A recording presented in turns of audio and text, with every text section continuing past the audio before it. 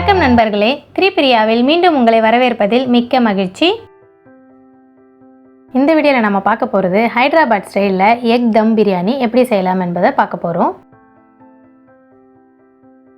நான் எடுத்திருக்கிறது 2 cup basmati rice எடுத்திருக்கேன். பாஸ்மதி ரைஸை நல்லா கழுவிட்டு அரிசி தண்ணியில் மூழ்கிற அளவுக்கு ஊற வைங்க. மினிமம் ஒரு அரை மணி நேரமாவது ஊறணும். அப்போதான் அரிசி நல்லா நீளமாக நமக்கு கிடைக்கும். 2 டேபிள் ஸ்பூன் பாலில் 1 சிட்டிகை குங்குமப்பூ சேர்த்து வச்சிருக்கேன். இது ஆப்ஷனல் தான். முட்டையை எப்படி நடுவில் கீறி விட்டுட்டு அது மசாலாலாம் உள்ளே ஏறும். இப்போ நான் முட்டையில் 1/4 டீஸ்பூன் மஞ்சள் தூள், 1 டீஸ்பூன் ரெட் சில்லி பவுடர், தேவைக்கேற்ப சால்ட்டு சேர்த்து இதை கலந்து அப்படியே வச்சுருங்க. இப்போ நம்ம ரைஸை தனியாக வேக வைக்க போகிறோம். அதனால் 6 கப்பு தண்ணி சேர்த்துக்கிறேன். தண்ணீர் நல்லா கொதித்த உடனே ஹோல் ஸ்பைசஸை சேர்த்துக்கலாம். 1 பிரிஞ்சி இலை, கொஞ்சம் புதினா, பட்டை, 4 ஏலக்காய், 4 லவங்கம் சேர்த்து தண்ணியோட அதிலே நம்ம ஊற வச்ச அரிசியும் சேர்த்து நல்லா கொதிக்க வைப்போம். 90% அளவுக்கு அரிசியை குக் பண்ணுங்க. அரிசி இப்படி நல்லா கொதி வந்ததும் 1 டேபிள் ஸ்பூன் கல் உப்பு சேர்த்துப்போம். அரிசியை எடுத்து கையில் அழுத்துறீங்கன்னா அரிசி உடையணும். இந்த பதம் கரெக்டான பதம். இப்போ நான் வடித்தட்டியில் இதை வடித்து எடுத்துக்கிறேன். 1/4 கப் அளவுக்கு எண்ணெய் சேர்த்துருக்கேன். அடியில் நல்லா கனமாக இருக்கணும். அந்த மாதிரி ஒரு பாத்திரம் எடுத்துப்போம். எண்ணெயில் இந்த ஆனியனை போட்டு நான் ஃப்ரை பண்ணி எடுத்துக்க போகிறேன்.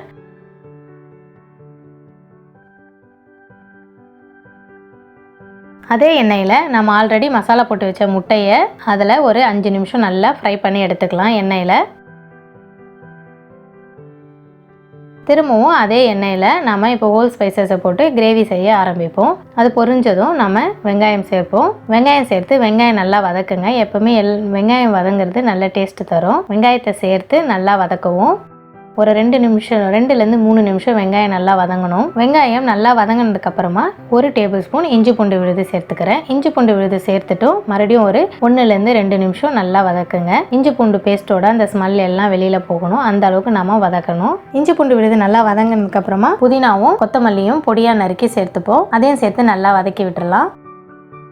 இப்போ ஒரு தக்காளி பழம் பொடியாக நறுக்கி சேர்த்துக்கிறேன். தக்காளியை ஒரு தடவை கலந்து விட்டுட்டு தேவைக்கேற்ப உப்பு, நான் 1 டேபிள் ஸ்பூன் கல்லுப்பு சேர்க்கிறேன். சேர்த்துட்டு நல்லா கலந்து விடுவோம். ஸ்பைசஸ்லாம் சேர்ப்போம். 1/4 டீஸ்பூன் மஞ்சள் தூள், 1 teaspoon red chilli powder, 1/2 teaspoon தனியா பவுடர், 1/4 டீஸ்பூன் கரம் மசாலா எல்லாம் சேர்த்து கலந்து விட்டுட்டு மூடி போட்டு வைப்போம். அந்த மசாலா எல்லாம் அந்த வெங்காயம் தக்காளி கூட சேரணும். இப்போ 1 நிமிஷம் கழித்து மூடியை திறந்து 1/4 கப்பு தயிர் சேர்ப்போம். தயிர் சேர்த்தும் நல்லா கலந்து விடுங்க. பிரியாணி சமைக்கும் போது ஒவ்வொரு தடவையும் கலந்து விட்டுட்டு மூடி போட்டு சமைக்கணும். அப்போ தான் அந்த வாசம் வெளியில் போகாமல் அந்த கிரேவிக்குள்ளேயே இருந்து கிரேவியும் நல்லா வேக ஆரம்பிக்கும். பாருங்கள், எண்ணெய்லாம் நல்லா பிரிஞ்சு வந்திருக்கு. இப்போ நம்ம ஏற்கனவே ஃப்ரை பண்ணி வச்சுருந்த அந்த முட்டையை இதோடு சேர்த்து அந்த கிரேவி எல்லாம் முட்டையில் படுற மாதிரி ஒரு நிமிஷம் கலந்து விடுவோம். இப்போ நான் இதிலே தான் தம் போட போகிறேன். அதனால் 2 லேயராக தம் போடுறதால கொஞ்சம் முட்டையும் கொஞ்சம் கிரேவியும் தனியாக எடுத்து வச்சுருவோம்.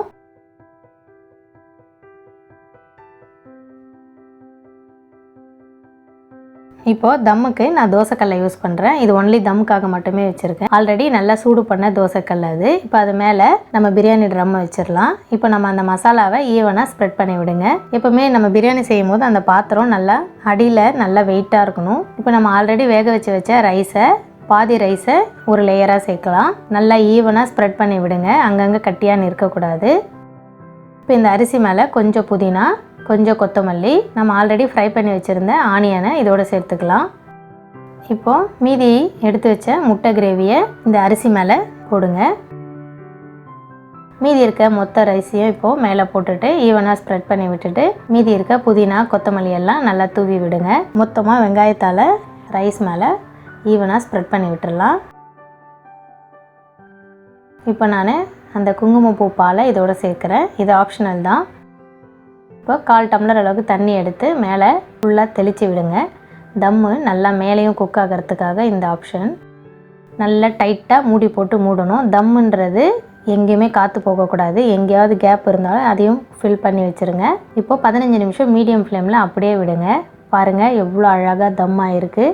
இப்போ மூடியை திறந்து 1 டேபிள் ஸ்பூன் நெய் சேர்த்துட்டு உங்களுக்கு விருப்பம்னா நீங்கள் முந்திரியை கூட நெய்யில் வறுத்து இதோடு சேர்த்துக்கலாம். இப்போ மெதுவாக ரைஸை கிளறி விடுங்க. ஏன்னா முட்டை இருக்கிறதால உடைய ஆரம்பிக்கும். அழகாக மெதுவாக கலருங்க.